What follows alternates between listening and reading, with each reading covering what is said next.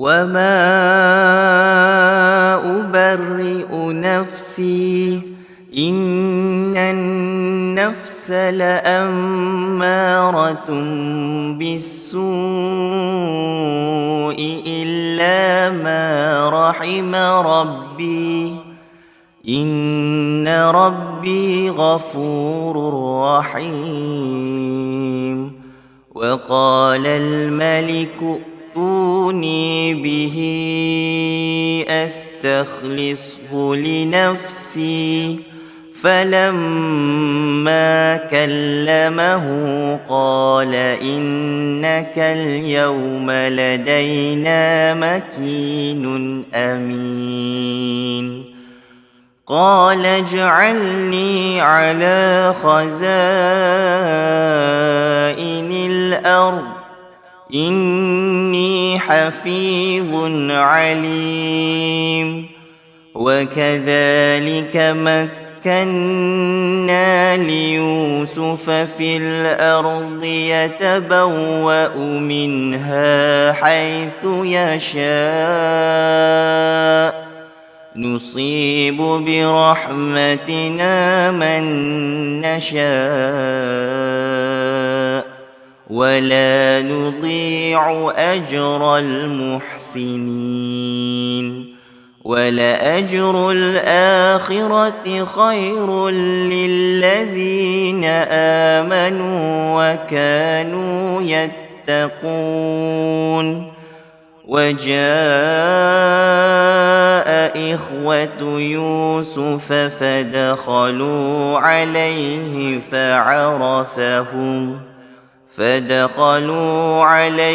فعرفهم وهم له منكرون. ولما جهزهم بجهازهم قال ائتوني بأخ لكم من أبيكم ألا ترون أني أوفي الكيل وأنا خير المنزلين. فإن لم تأتوني به فلا كيل لكم عندي ولا تقربون. قالوا سنراود عنه أباه وإنا لفاعلون. وقال لفتيانه اجعلوا بضاعتهم في رحالهم لعلهم يعرفونها إذا انقلبوا إلى أهلهم لعلهم يرجعون. فلما رجعوا إلى أبيهم قالوا يا أبانا منع منا الكيل فأرسل معنا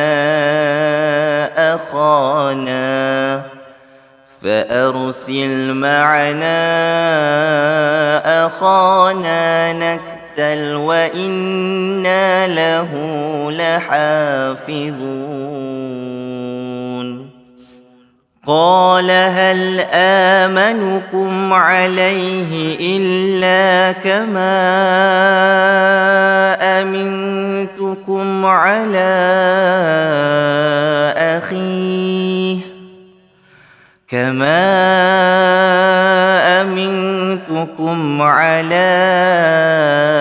أخيه من قبل فالله خير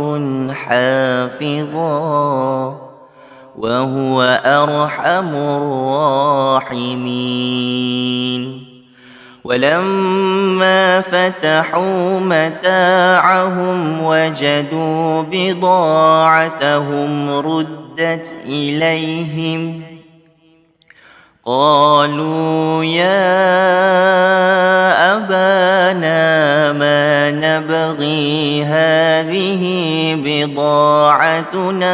ردت إلينا ونمير أهلنا ونحفظ أخانا ونزداد كيل بعير ذلك كيل يسير قال لن أرسله معكم حتى تؤتون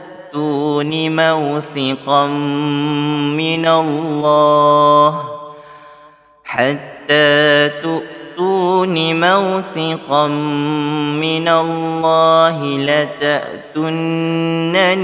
به إلا أن يحاط بكم فلما آتوه موثقهم قال الله على ما نقول وكيل وقال يا بني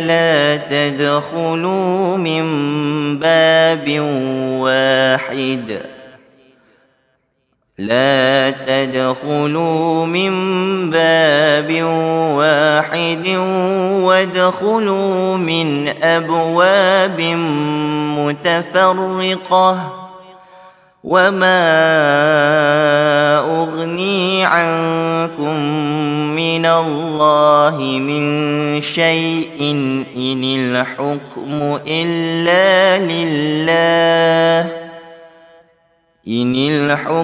إلا لله عليه توكلت وعليه فليتوكل المتوكلون ولما دخلوا من حيث أمرهم أبوهم ما كان يغني عنهم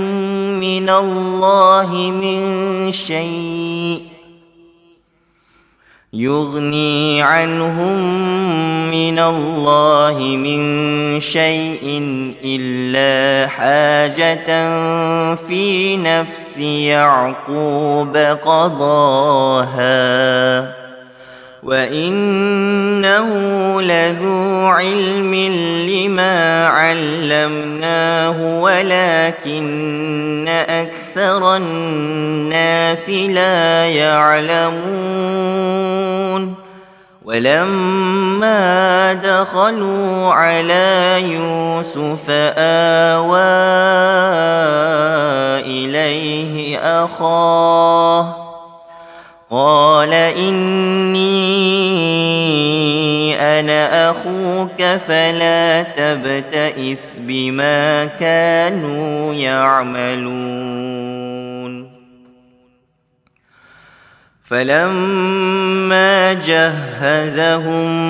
بجهازهم جعل السقاية في رحل أخيه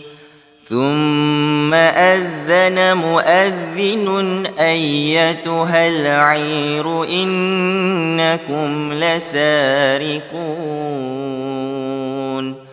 قالوا وأقبلوا عليهم ماذا تفقدون قالوا نفقد صواع الملك ولمن جاء به حمل بعير وأنا به زعيم قالوا تالله لقد علمتم ما جئنا لنفسد في الأرض وما كنا سارقين قالوا فما جزاؤه إن كنتم كاذبين قالوا جزاؤه من وجد في رحله فهو جزاؤه كذلك نجزي الظالمين فبدأ بأوعيتهم قبل وعاء أخيه ثم استخرجها من وعاء أخيه كذلك كدنا ليوسف ما كان ليأخذ أخاه في دين الملك إلا أن يشاء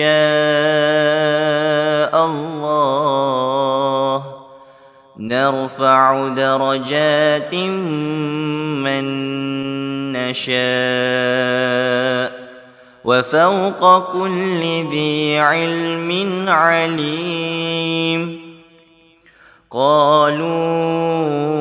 إن يسرق فقد سرق أخ له من قبل فأسرها يوسف في نفسه ولم يبدها لهم قال أنتم شر مكانا والله أعلم بما تصفون قالوا يا أيها العزيز إن له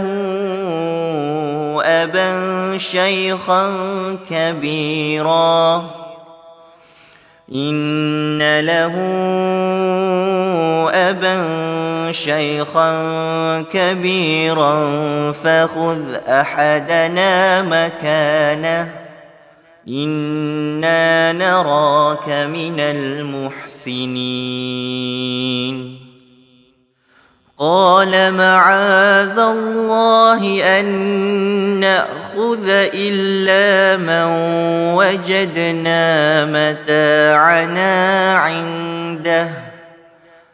من وجدنا متاعنا عنده إنا إذا لظالمون فلما استيئسوا منه خلصوا نجيا قال كبيرهم ألم تعلموا أن أباكم قد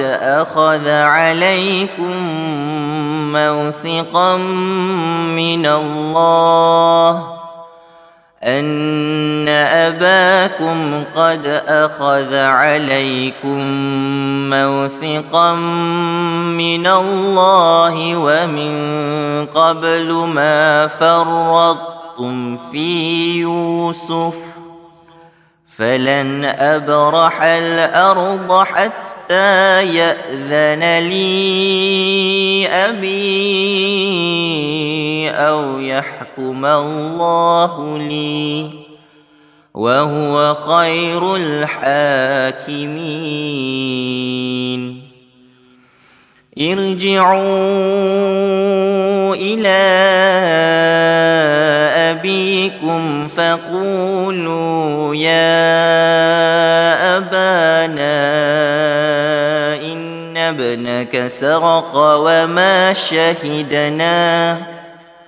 وما شهدنا إلا بما علمنا وما كنا للغيب حافظين واسأل القرية التي كنا فيها والعير التي أقبلنا فيها وإنا لصادقون قال بل سولت لكم أنفسكم أمرا فصبر جميل عسى الله أن يأتيني بهم جميعا إنه هو العليم الحكيم. وتولى عنهم وقال يا أسفا على يوسف وابيضت عيناه من الحزن فهو كظيم. قالوا تالله تفتأ تذكر يوسف حتى تكون حرضا أو تكون من الهالكين. قال إنما أشكو بثي وحزني إلى الله وأعلم من الله ما لا تعلمون. يا بني اذهبوا فتحسسوا من يوسف وأخيه ولا تيأسوا من روح الله إنه لا ييأس من روح الله إلا القوم الكافرون. فلما دخلوا عليه قالوا يا أيها العزيز مسنا وأهلنا الضر وجئنا ببضاعة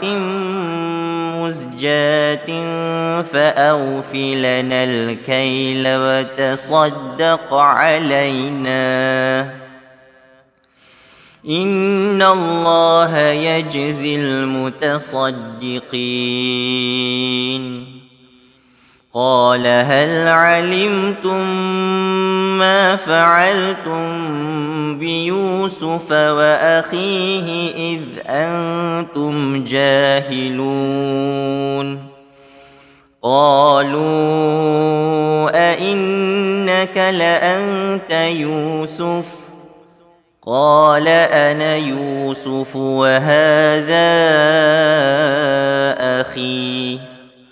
قد من الله علينا إنه من يتق ويصبر فإن الله لا يضيع أجر المحسنين.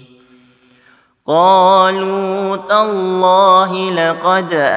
آثرك الله علينا وإن كنا لخاطئين. قال لا تثريب عليكم اليوم يغفر الله لكم وهو أرحم الراحمين. اذهبوا بقميصي هذا فألقوه على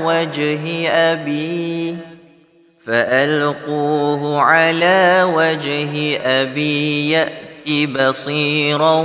وأتوني بأهلكم أجمعين. ولما فصلت العير قال أبوهم إني لأجد ريح يوسف لولا أن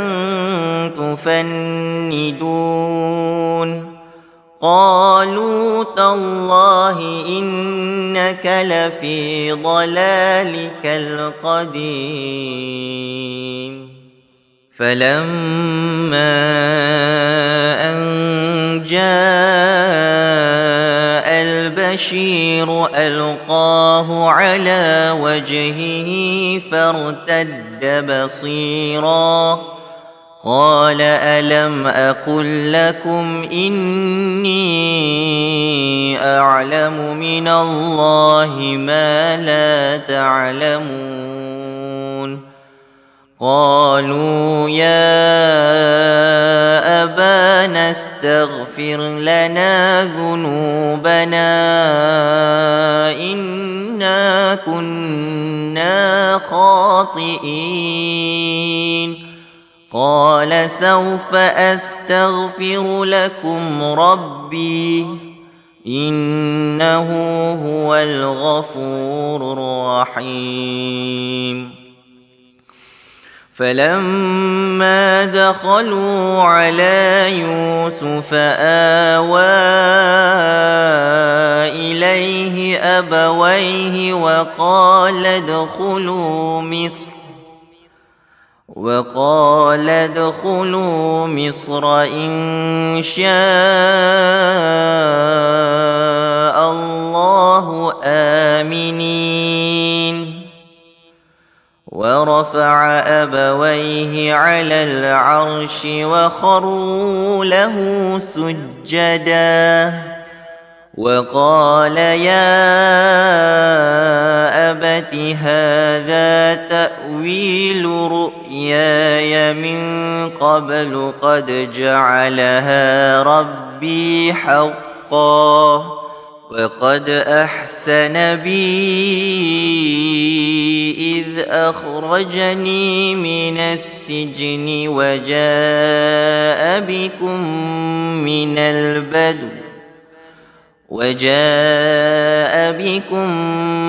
البدو من بعد أن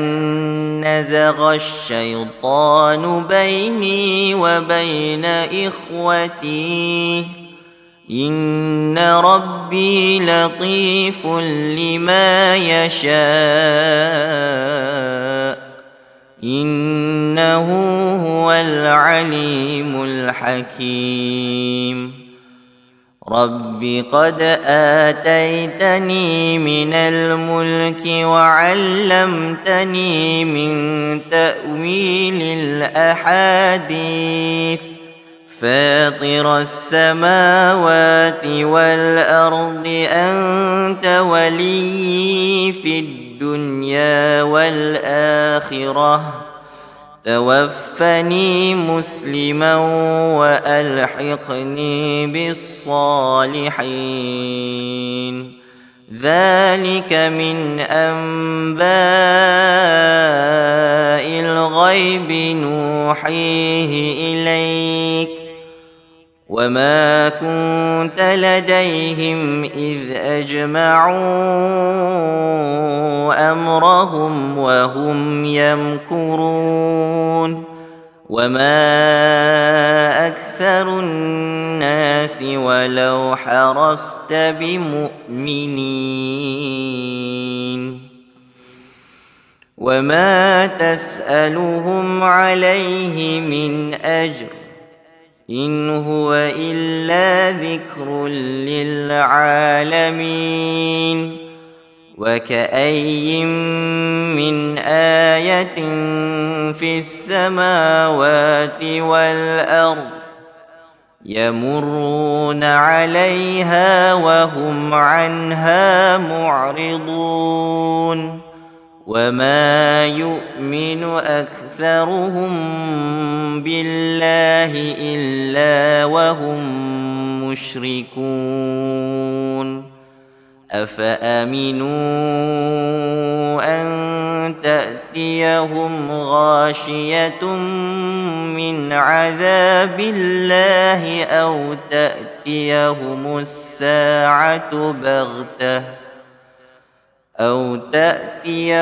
الساعة بغتة وهم لا يشعرون قل هذه سبيلي أدعو إلى الله على بصيرة أنا ومن اتبعني وسبحان الله وما أنا من المشركين وما أرسلنا من قبلك إلا رجالا نوحي إليهم من أهل القرى أفلم يسيروا في الأرض فينظروا كيف كان عاقبة الذين من قبلهم ولدار الآخرة خير للذين اتقوا أفلا تعقلون حتى إذا استيأس الرسل وظنوا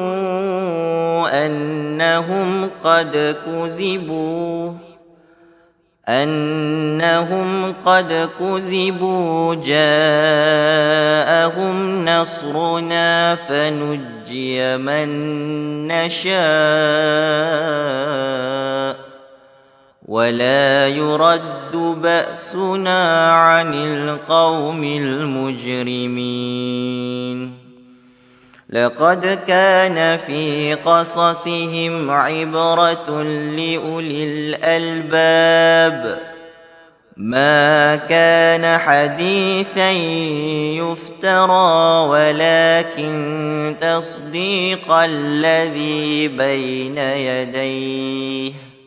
ولكن تصديق الذي بين يديه وتفصيل كل شيء وهدى ورحمة لقوم يؤمنون بسم الله الرحمن الرحيم ألف لام ميم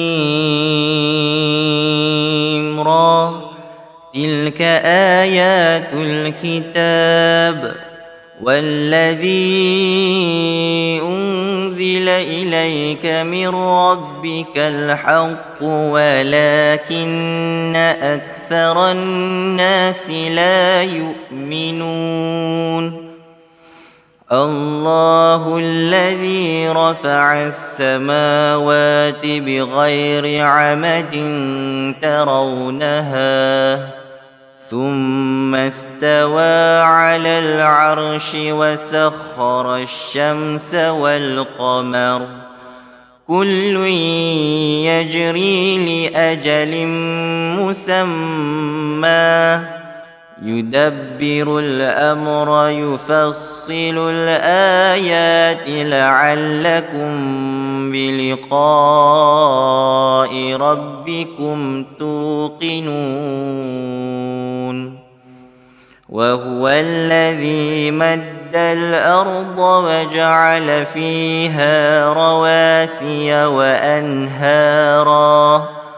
ومن كل الثمرات جعل فيها زوجين اثنين يغشي الليل النهار إن في ذلك لآيات لقوم يتفكرون وفي الأرض قطع متجاورات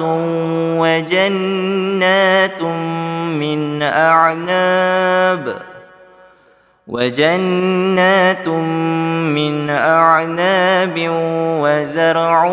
ونخيل صنوان وغير صنوان يسقى بماء واحد ونفضل بعضها على بعض في الأكل إن في ذلك لآيات لقوم يعقلون وإن تعجب فعجب قولهم أإذا كنا ترابا أإنا لفي خلق جديد أولئك الذين كفروا بربهم وأولئك الأغلال في أعناقهم وأولئك أصحاب النار هم فيها خالدون ويستعجلونك بالسيئة قبل الحسنة وقد خلت من قبلهم المثلات وإن ربك لذو مغفرة للناس على ظلمهم وإن ربك لشديد العقاب ويقول الذين كفروا لولا أنزل عليه آية من ربه إنما أنت منذر ولكل قوم هاد الله يعلم ما تحمل كل أنثى وما تغيض الأرحام وما تزداد وكل شيء عنده بمقدار عالم الغيب والشهادة الكبير المتعال سواء منكم من أسر القول ومن جهر به ومن هو مستخف بالليل وسارب بالنهار له معقبات من بين يديه ومن خلفه يحفظونه من أمر الله إن الله لا يغير ما بقوم حتى يغيروا ما بأنفسهم وإذا أراد الله بقوم سوءا فلا مرد له وما لهم من دونه من وال هو الذي يريكم البرق خوفا وطمعا وينشئ السحاب الثقال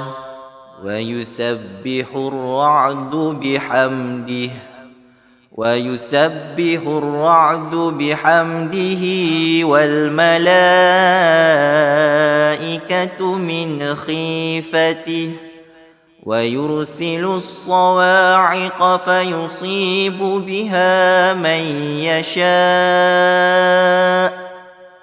وهم يجادلون في الله وهو شديد المحال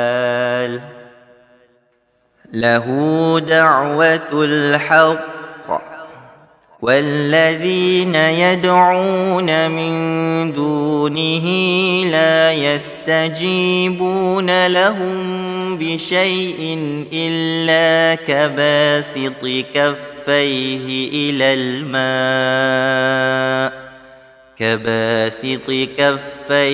إلى الماء ليبلغ فاه وما هو ببالغه وما دعاء الكافرين إلا في ضلال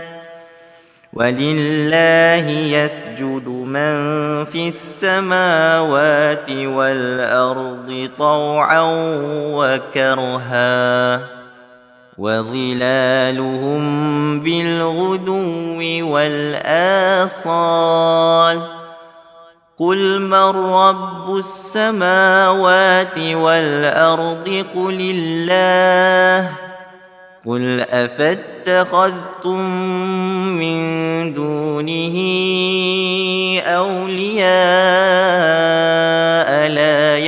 يملكون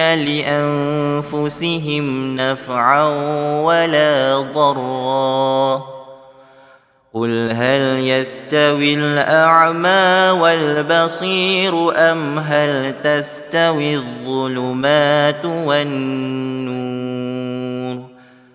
أم جعلوا لله شركاء خلقوا كخلقه فتشابه الخلق عليهم قل الله خالق كل شيء وهو الواحد القهار. أنزل من السماء ماء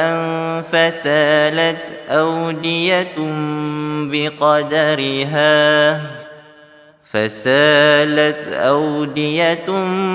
بقدرها فاحتمل السيل زبدا رابيا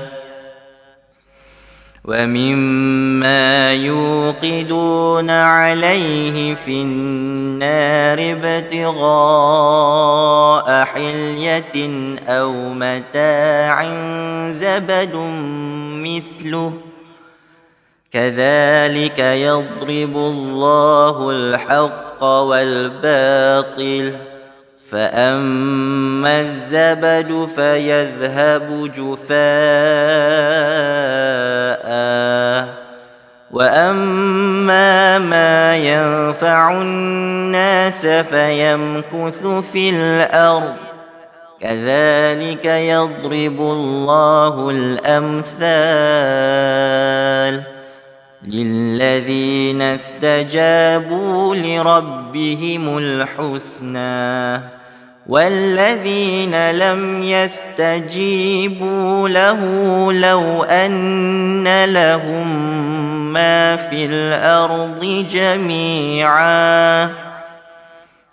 أن لهم ما في الأرض جميعا ومثله معه لافتدوا به أولئك لهم سوء الحساب ومأواهم جهنم وبئس المهاد.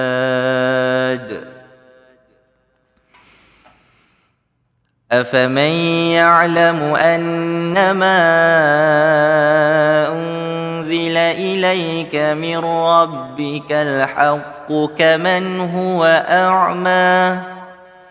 إنما يتذكر أولو الألباب الذين يوفون بعهد الله ولا ينقضون الميثاق والذين يصلون ما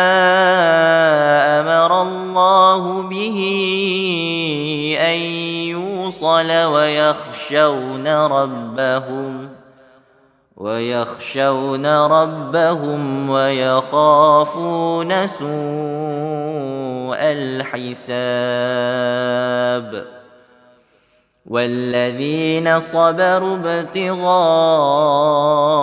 وجه ربهم وأقاموا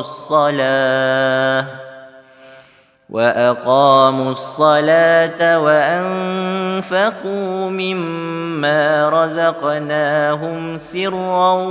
وعلانية ويدرؤون بالحسنة السيئة أولئك لهم عقبى الدار جنات عدن يدخلونها ومن صلح من آبائهم وأزواجهم وذرياتهم والملائكة يدخلون عليهم من كل باب سلام عليكم بما صبرتم فنعم عقبى الدار والذين ينقضون عهد الله من بعد ميثاقه ويقطعون ما أمر الله به أن يوصل ويفسدون في الأرض أولئك لهم اللعنة ولهم سوء الدار. الله يبسط الرزق لمن يشاء ويقدر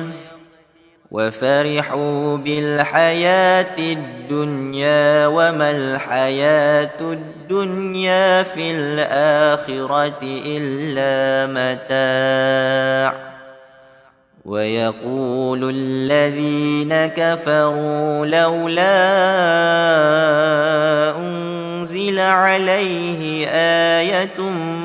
من ربه قل إن الله يضل من يشاء ويهدي إليه من أناب الذين آمنوا وتطمئن قلوبهم بذكر الله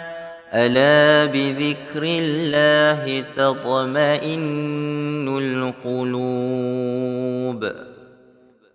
الذين آمنوا وعملوا الصالحات طوبى لهم وحسن مآب. كذلك أرسلناك في أمة قد خلت من قبلها أمم لتتلو عليهم الذي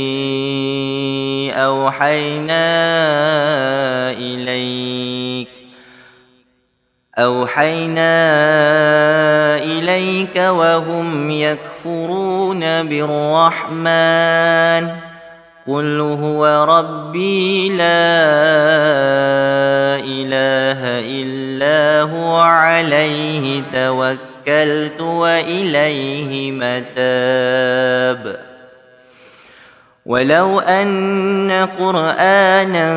سيرت به الجبال أو قطعت به الأرض أو كلم به الموتى بل لله الأمر جميعا. أفلم ييأس الذين آمنوا أن لو يشاء الله لهدى الناس جميعا ولا يزال الذين كفروا تصيبهم بما صنعوا قارعة أو تحل قريبا من دارهم حتى يأتي وعد الله إن الله لا يخلف الميعاد. ولقد استهزئ برسل من قبلك فأمليت للذين كفروا ثم أخذتهم فكيف كان عقاب. أفمن هو قائم على كل نفس بما كسبت وجعلوا لله شركاء قل سموهم أم تنبئونه بما لا يعلم في الأرض أم بظاهر من القول بل زين للذين كفروا مكرهم وصدوا عن السبيل ومن يضلل الله فما له من هاد لهم عذاب في الحياة الدنيا ولعذاب الآخرة أشق وما لهم من الله من واق مثل الجنة التي وعد المتقون تجري من تحتها الأنهار أكلها دائم وظلها تلك عقبى الذين اتقوا وعقبى الكافرين النار والذين آتيناهم الكتاب يفرحون بما أنزل إليك ومن الأحزاب من ينكر بعضه قل إنما أمرت أن أعبد الله ولا أشرك به إليه أدعو وإليه مآب وكذلك أنزلناه حكما عربيا ولئن اتبعت أهواءهم بعدما جاءك من العلم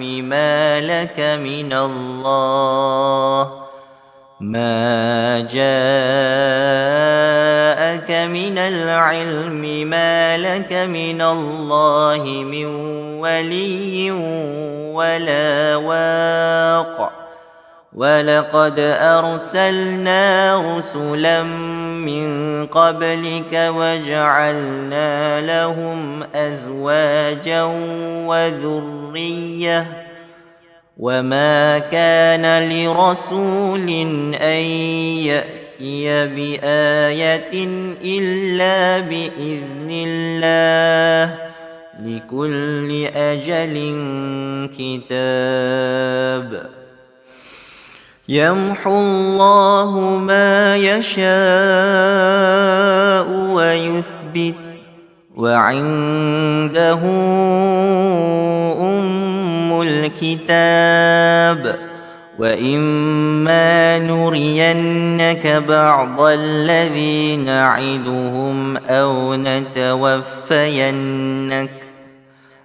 نتوفينك فإنما عليك البلاغ وعلينا الحساب أولم يروا أنا نأتي الأرض ننقصها من أطرافها والله يحكم لا معقب لحكمه وهو سريع الحساب وقد مكر الذين من قبلهم فلله المكر جميعا يعلم ما تكسب كل نفس وسيعلم الكفار لمن عقبى الدار ويقول الذين كفروا لست مرسلا قل كفى بالله شهيدا بيني وبينكم ومن عنده علم الكتاب بسم الله الرحمن الرحيم ألف لام را كتاب أنزلناه إليك لتخرج الناس من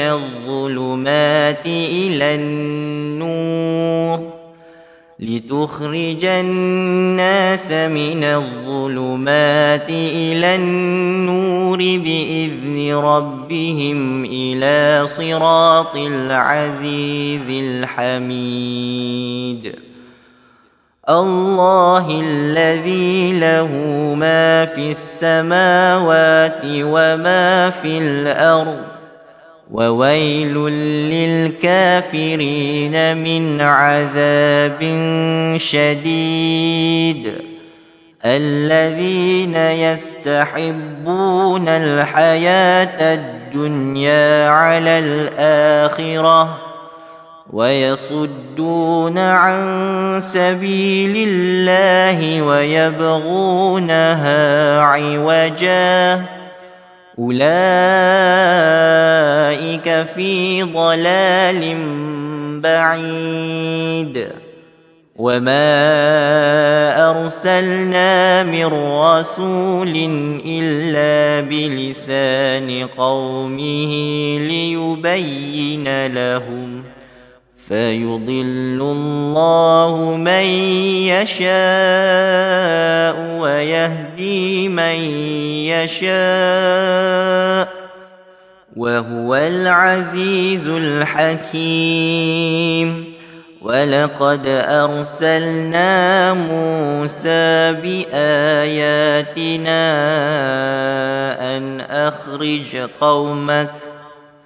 أن أخرج قومك من الظلمات إلى النور وذكرهم بأيام الله إن في ذلك لآيات لكل صبار شكور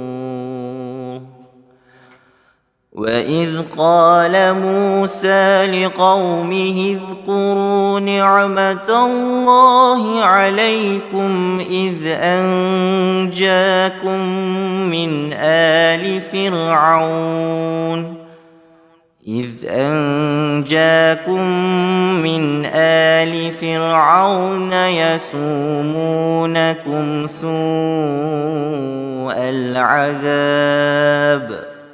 يسومونكم سوء العذاب ويذبحون أبناءكم ويستحيون نساءكم وفي ذلكم بلاء من ربكم عظيم وإذ تأذن ربكم لئن شكرتم لأزيدنكم ولئن كفرتم إن عذابي لشديد وقال موسى إن تكفروا أنتم ومن في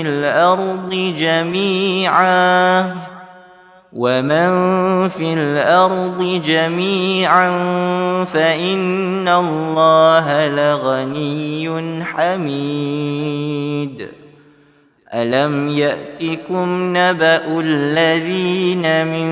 قبلكم قوم نوح وعاد وثمود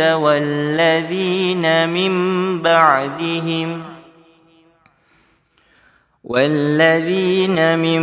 بعدهم لا يعلمهم إلا الله جاءتهم رسلهم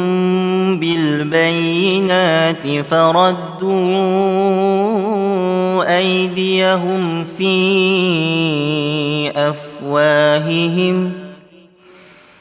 فردوا أيديهم في أفواههم وقالوا إنا كفرنا بما أرسلتم به وإنا لفي شك مما تدعوننا إليه مريب قالت رسلهم أفي الله شك ربكم فاطر السماوات والأرض يدعوكم ليغفر لكم من ذنوبكم ويؤخركم إلى أجل مسمى قالوا إن أنتم إلا بشر مثلنا تريدون أن تصدونا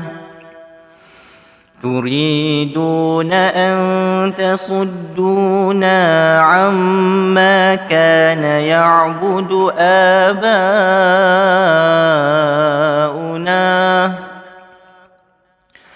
كان يعبد آباؤنا فأتونا بسلطان مبين قالت لهم رسلهم إن نحن إلا بشر مثلكم ولكن الله يمن على من يشاء من عباده وما كان لنا أن نأتيكم بسلطان إلا بإذن الله وعلى الله فليتوكل المؤمنون وما لنا ألا نتوكل على الله وقد هدانا سبلنا ولنصبرن على ما آذيتمونا وعلى الله فليتوكل المتوكلون وقال الذين كفروا لرسلهم لنخرجنكم من أرضنا أو لتعودن في ملتنا فأوحى إليهم ربهم لنهلكن الظالمين ولنسكننكم الأرض من بعدهم ذلك لمن خاف مقامي وخاف وعيد واستفتحوا وخاب كل جبار عنيد من ورائه جهنم ويسقى من ماء صديد يتجرعه ولا يكاد يسيغه ويأتيه الموت من كل مكان وما هو بميت ومن ورائه عذاب غليظ مثل الذين كفروا بربهم أعمالهم كرماد اشتدت به الريح في يوم عاصف لا يقدرون مما كسبوا على شيء ذلك هو الضلال البعيد ألم تر أن الله خلق السماوات والأرض بالحق إن يشأ يذهبكم ويأت بخلق جديد وما ذلك على الله بعزيز وبرزوا لله جميعا فقال الضعفاء للذين استكبروا فقال الضعفاء للذين استكبروا إنا كنا لكم تبعا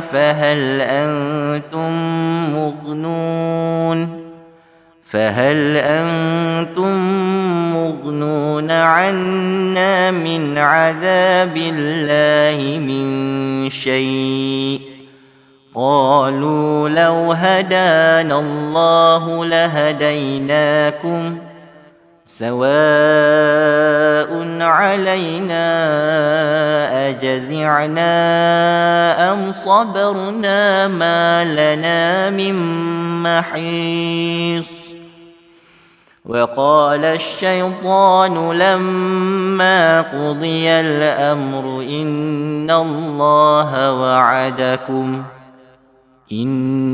الله وعدكم وعد الحق ووعدتكم فأخلفتكم وما كان لي عليكم من سلطان إلا أن دعوتكم فاستجبتم لي فلا تلوموني ولوموا أنفسكم ما أنا بمصرخكم وما أنتم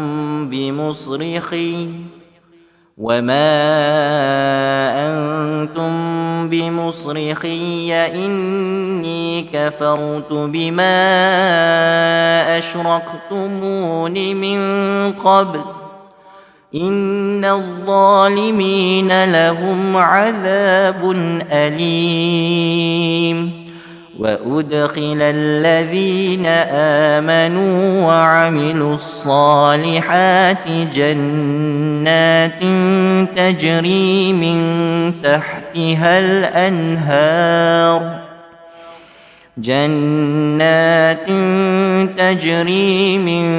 تحتها الأنهار خالدين فيها بإذن ربهم تحيتهم فيها سلام ألم تر كيف ضرب الله مثلا كلمة طيبة كشجرة طيبة أصلها ثابت وفرعها في السماء تؤتي أكلها كل حين بإذن ربها ويضرب الله الأمثال للناس لعلهم يتذكرون ومثل كلمة خبيثة كشجرة خبيثة اجتثت من فوق الأرض ما لها من قرار يثبت الله الذين آمنوا بالقول الثابت في الحياة الدنيا وفي الآخرة ويضل الله الظالمين ويفعل الله ما يشاء ألم تر إلى الذين بدلوا نعمة الله كفرا وأحلوا قومهم دار البوار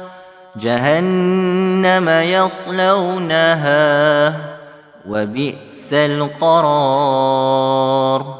وجعلوا لله أندادا ليضلوا عن سبيله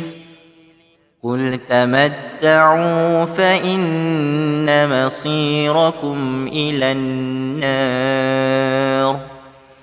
قل لعبادي الذين آمنوا يقيموا الصلاة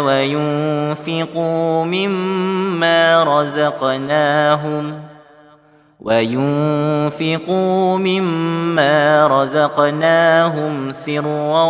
وعلانية من قبل أن يأتي يوم لا بيع فيه ولا خلال. الله الذي خلق السماوات والأرض وأنزل من السماء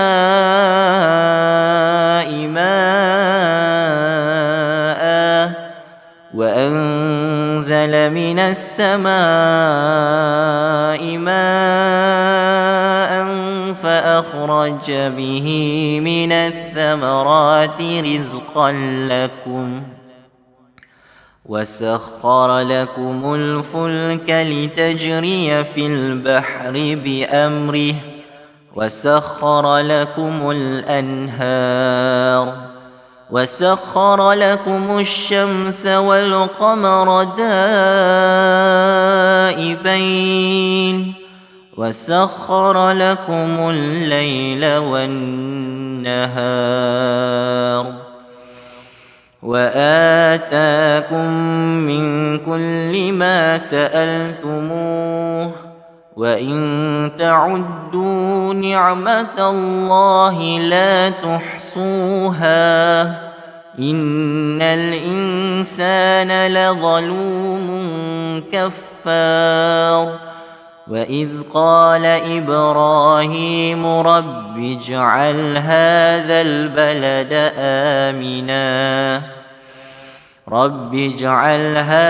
البلد آمنا واجنبني وبني أن نعبد الأصنام رب إنهن أضللن كثيرا من الناس فمن تبعني فإنه مني ومن عصاني فإنك غفور رحيم. ربنا إني أسكنت من ذريتي بواد غير ذي زرع عند بيتك المحرم ربنا ليقيموا الصلاة فاجعل أفئدة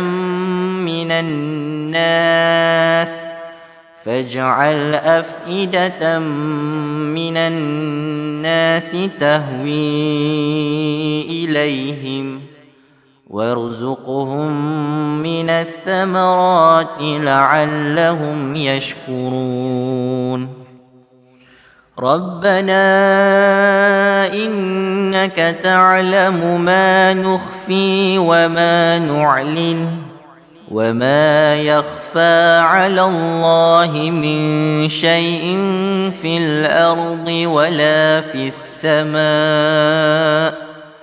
الحمد لله الذي وهب لي على الكبر إسماعيل وإسحاق إن ربي لسميع الدعاء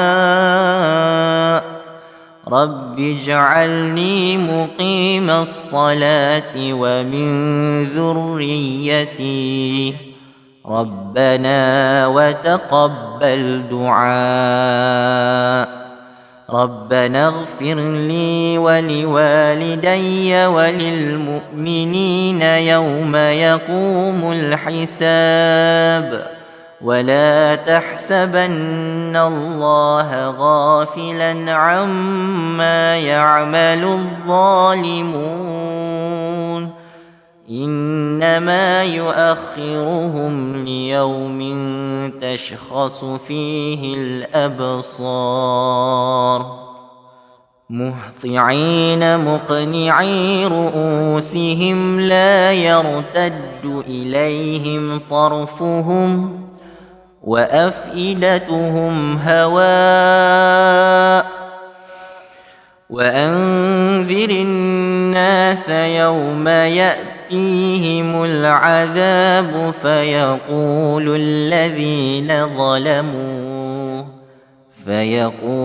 الذين ظلموا ربنا أخرنا إلى أجل قريب نجب دعوتك ونتبع الرسل أولم تكونوا أقسمتم من قبل ما لكم من زوال وسكنتم في مساكن الذين ظلموا أنفسهم وتبين لكم كيف فعلنا بهم وضربنا لكم الأمثال وقد مكروا مكرهم وعند الله مكرهم وإن كان مكرهم لتزول منه الجبال فلا تحسبن الله مخلف وعده رسله إن الله عزيز ذو انتقام يوم تبدل الأرض غير الأرض والسماوات وبرزوا لله الواحد القهار وترى المجرمين يومئذ مقرنين في الأصفاد سرابيلهم من قطران وتغشى وجوههم النار ليجزي الله كل نفس ما كسبت إن الله سريع الحساب